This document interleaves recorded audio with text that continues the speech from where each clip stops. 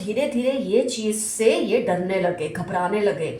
उन्होंने कभी भी एक्सपेक्ट नहीं किया था कि कभी उनका कंट्रोल आपके ऊपर से हट सकता है, क्योंकि आपने ये तय कर लिया कि अब जो लोग आपकी रिस्पेक्ट करते हैं उनके सामने आप अपनी इमेज को इनकी वजह से खराब नहीं करेंगे।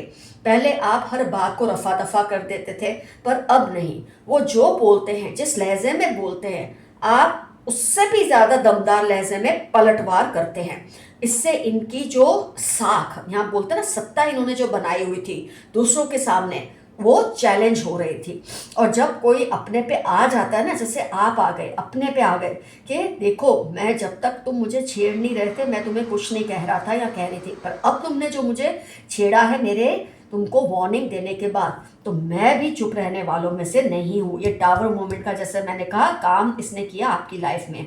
और अब आप ही, चाहे लोगों की नज़रों में है, लेकिन आपको अभी चाहे ऐलान नहीं किया, ऐसा कहा नहीं गया, लेकिन सबको अब लग रहा है इस इंसान की गद्दी आप ही संभालेंगे और उस गद्दी का आप शोषण नहीं करेंगे। ये लोग समझने लगे हैं, आपके परिवार के, आपके दोस्त, आपके समाज के लोग, कि आपने इनको चैलेंज कर दिया है। और ये एक ऐसा वॉर है, एक ऐसी लड़ाई है जो आप दोनों लड़ रहे हैं बिना अनाउंस किए।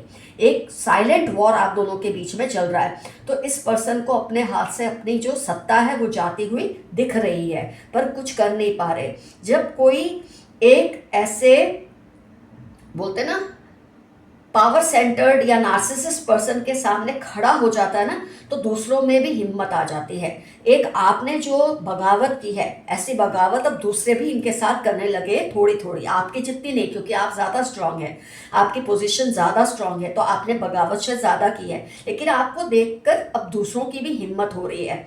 अब आपका भी जो ग्रुप है ना, वो धीरे धीरे बनने लगा है। ये अनस्पोकन होता है, आप कहते नहीं है तुम मेरे ग्रुप में हो, तुम मेरे